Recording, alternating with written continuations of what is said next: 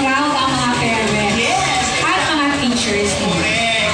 At syempre, alright, lahat ng ito, ang isa sa pinaka-instrumental ng malaking pagbabago sa SBO Quezon City ay punsod ng ating paubusas at tunay na leader ng SBO Quezon City, ang ating mahal at patuloy na mamahalin, ang ating SBS, Ma'am Carlin S. Sevilla Tesafay.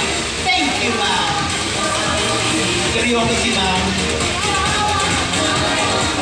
And of course, no, again and again, thank you sa ating City Mayor and City Vice Mayor, no, for this incentive for our learners. So sana maging inspirasyon ito sa ating lahat, no, na magsikap sa ating mga pag-aaral. Dun sa ating mga secondary, meron tayong mga scholarship program.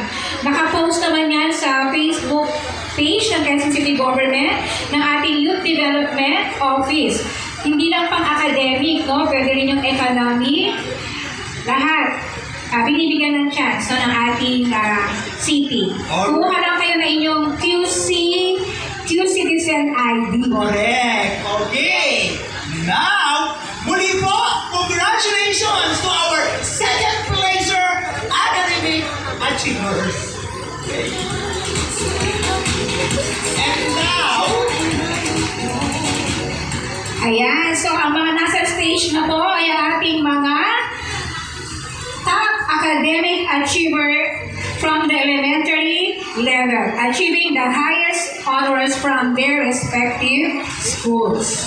wow! Sila ang cream of the crop.